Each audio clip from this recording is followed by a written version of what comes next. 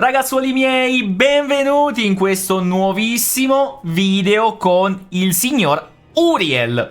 Ma prima di andare a vedere la build, decorazioni e magheggi qua e là, direi di andare subito con la sigla. Ehi, ma non abbiamo una vera e propria sigla, che ti aspettavi? Ma possiamo raccontare un paio di curiosità. Il nome Uriel è di origine ebraica e significa Dio è la mia luce, oppure fiamma di Dio. Beh, spesso associato a Uriel, l'arcangelo della saggezza, dell'illuminazione e della guida.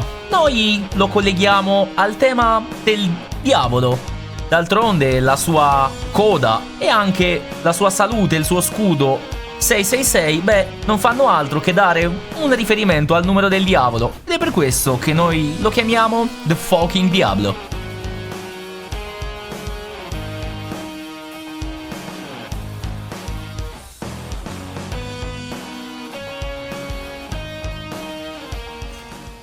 E dopo questa incredibile sigla passiamo a vedere il nostro Uriel. Ragazzi, è un Warframe che mi piace tantissimo, sia la sua forma estetica in questa decorazione skin Gemini. Ve lo faccio vedere un attimino in modalità normale, non l'ho praticamente mai usato finora in questa versione qua, ma la skin di Roth mi piace veramente tanto. Vi faccio vedere un attimino come l'ho modificato e come potete vedere colori primario, secondario, terziario, dettagli.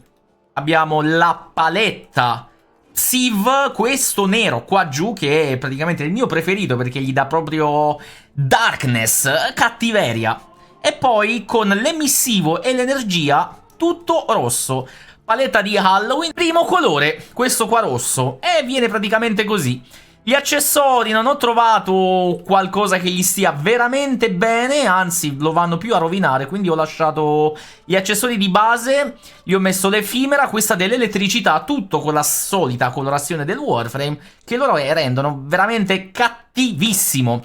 Per quanto riguarda la Sindana, questa è la Celestia, è una Sindana che praticamente sbloccate con il conclave. Questo rosso veramente diavolesco, ecco. Come potete ben notare, ho deciso attualmente di lasciare le abilità di base perché mi divertono, sono belle, hanno una bella sinergia e sono veramente forti. Facciamo un piccolissimo recap. Allora, la passiva ha 3 demoni, ognuno dei quali farà delle cose differenti. Il primo intrappola e rallenta i nemici. Il secondo si aggancia, marchia un nemico e quando viene ucciso ci dà il drop della sfera di salute e di energia, molto molto forte. Il terzo è quello che praticamente quando vengono uccisi i nemici presi dalla terza abilità rilascia queste rune, che non sono altro che una specie di oggetto da raccogliere, ma vediamolo subito. Ecco qua i nostri nemici, vedrete che uno, ecco, è stato marchiato, e poi c'è la catena. Una volta che verranno uccisi i nemici, guardate qua, vengono droppate sfere, rallentati, tanto danno, ed ecco qui le rune. Queste qua le raccogliete e vi daranno cadenza di tiro, danno extra con il fuoco, e devo dire che sull'arma è un boost veramente notevole, cioè si sente veramente veramente forte. E inoltre lo possono raccogliere anche i vostri alleati. Mentre per quanto riguarda la ultima, Brimstone, veramente dà una scarica di adrenalina eccezionale. Danno fuoco, tutta la stanza si illumina e beh, vi lascio immaginare. Prima di andare a vedere la build, vi ricordo che in basso a destra vedete la barra, sale quando vengono uccisi i nemici incatenati dal nostro demone, viene tirata la terza abilità addosso al nemico e come vedrete ci saranno tanti danni, o killato appunto, e il nemico marchiato aumenterà. Una volta che tutto viene alimentato non ci si mette molto, basta spammare un pochino anche la 3, potremmo fare badabim badabum. Bam! Mamma mia ragazzi, mamma mia. Cinema. Andiamo a vedere la build. Allora ragazzi miei, come non partire e mostrarvi subito, oramai lo sapete, siamo fanatici della portata, come non mettergli il massimo della portata, che è veramente utile e sull'ultima abilità raggiunge un massimo di 42 metri, che non sono male, sono piuttosto buoni per colorare tutta la nostra mappa. Abbiamo range sulla terza abilità, seconda, beh, fondamentalmente sulla 1, dappertutto viene usata la portata, ma in particolare ci serve per la ultima abilità.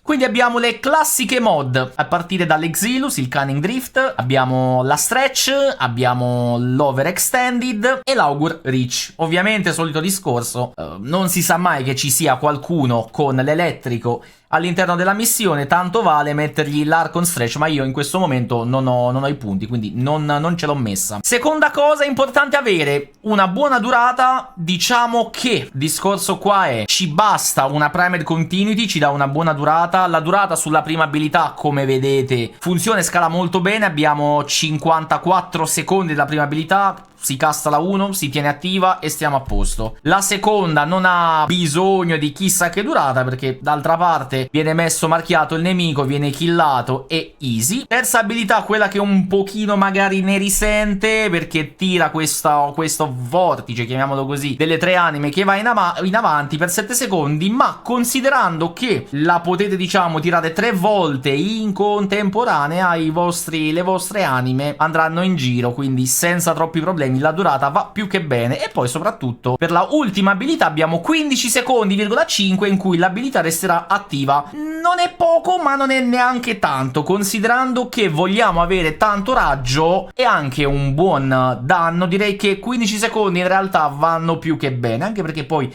l'abilità di base si carica abbastanza in fretta. Poi abbiamo le mod di potenza potere come Blind Rage, Umbral Intensify, e abbiamo aggiunto molta Augmented e Arcane Kamisado. Qui altra piccola parentesi, prima giocavo la Hotshot, funziona molto bene, ma vi ricordo che Arcane Hotshot vi aumenta i vostri critici per le armi, quindi non è che fate più danno con la ultima abilità. Se il vostro scopo è fare più danno con la ultima abilità e in generale con le altre abilità, bisogna usare l'Augmented, perché vi ricordo che la Hotshot, quella probabilità critico va sulle armi e non funziona come su Nova, dove la prima è considerata arma. Su Uriel la ultima non è considerata arma, ovviamente. Quindi molto Augmented per avere un ulteriore 60 di potenza potere. E in combo abbiamo l'Arcane Kamisado, e il suo lo fa i nostri minion, le nostre evocazioni. La nostra evocazione passiva andrà sempre ad attaccare, quindi fondamentalmente ricaricherà sempre la Kamisado, che ci darà al prossimo utilizzo 60 di potenza potere, a volte magari un po' meno, diciamo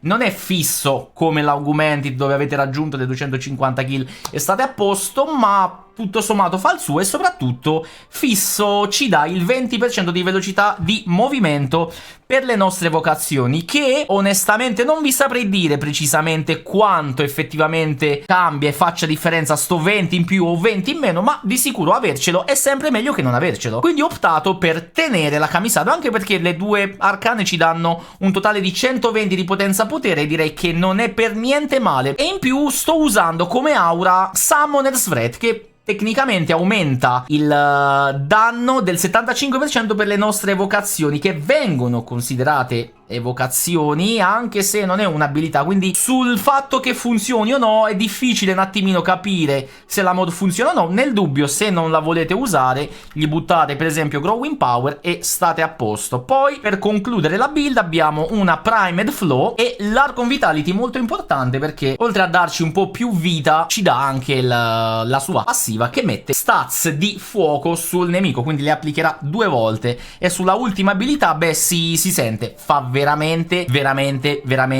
male. Un altro discorso molto importante, ragazzi, sono i cristalli, ok? Partiamo dal quello viola, importantissimo, e lo sapete oramai. Piuttosto che usare uno slot di mod e mettere l'equilibrium, io preferisco giocare il cristallo, che mi darà 30 e 30, quindi fondamentalmente qualsiasi sfera ci sia di vita o di energia mi verrà sempre convertita. E con la seconda abilità, dove il drop della sfera di salute è tantissimo, molto alto, mi bastano poche sfere per sia fullare la mia energia sia di base far sì che l'energia bene o male ci sta sempre. Quindi in realtà me ne basta uno, con la Primed Flow va tutto molto bene e non sento questi grossi cali di energia. Qualora fosse che magari non ci sono nemici, magari ho sbagliato il casting di abilità, beh, basterà tirarsi una Zenoric sotto i piedi o un paddino di energia e fondamentalmente avremo un attimino recuperato quella situazione lì. Poi ho messo 3 cristalli Tau forgiati di potenza potere, perché la potenza, beh,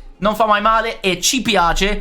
Potreste magari optare per mettere i cristalli di durata per avere quei secondi in più, quantomeno sulla ultima abilità, ma considero che nel complesso con la potenza va più che bene. Ed infine abbiamo uno di casting speed, perché la ultima abilità è un pochino lenta. Diciamo che con un cristallo di casting speed mi trovo molto bene, però qualora sentiste la ultima molto lenta, beh, potrete anche togliere uno rosso e metterne un altro di quello giallo. Stesso discorso vale per quello viola. Se sentite, magari non vi trovate, di sicuro un cristallo rosso di potenza abilità che da 15 in più o in meno non vi stravolgerà la build. Quindi poi, a seconda della vostra esigenza, mi raccomando, andate a fare le modifiche opportune. Per quanto riguarda il come lo uso, è abbastanza semplice, ragazzi. La 1 la tengo sempre attiva, laddove sulla minimappa vedo che ci sono dei nemici, lancio la 3. La 3 consuma la vita della passiva dei 3 demoni in basso a destra. Come vedete, ogni volta che casto, vedete, si abbassa quella vita loro, insomma. Cosa servirà a fare? Beh, semplicemente castare la 2.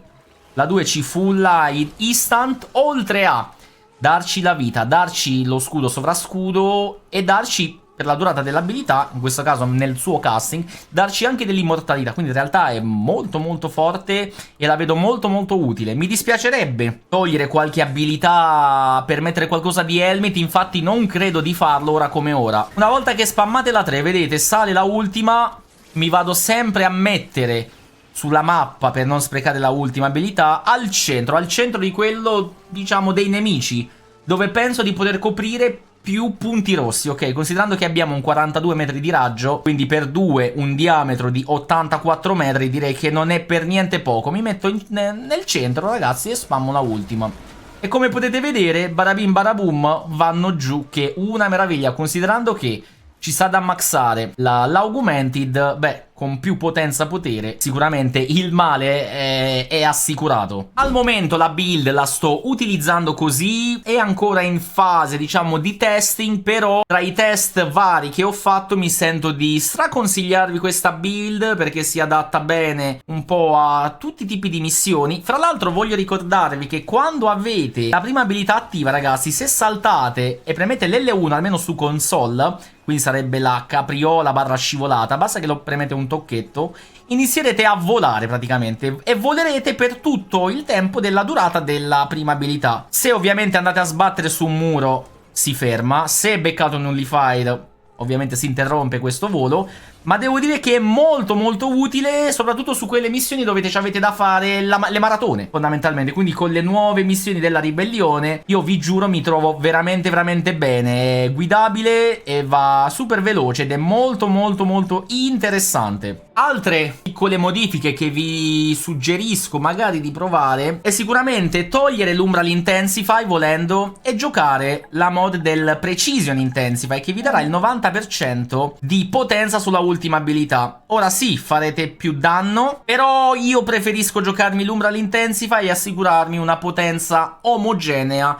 all'interno della mia build, delle mie abilità. Però magari a qualcuno preferisce giocare un Precision e allora vi dico ok, va bene. Considerate che comunque con la ultima killate, ecco, nel tempo fate veramente i macelli. Oppure potreste sempre togliere la Umbral Intensify e mettere qualche mod di durata. Però il discorso è sempre quello: mettere un, non lo so, 2-3 secondi di durata in più ne vale veramente la pena? E allora io vi dico, preferisco giocarmi questa potenza qua e mi trovo veramente veramente bene, sentirmi veramente potentissimo. L'ho provato sulle difese, sulle survival, sulle nuove missioni della ribellione, in generale un po' dappertutto lo trovo molto molto versatile, molto molto forte. Quindi mi raccomando, sbloccatevelo, buildatevelo, perché merita veramente veramente tanto.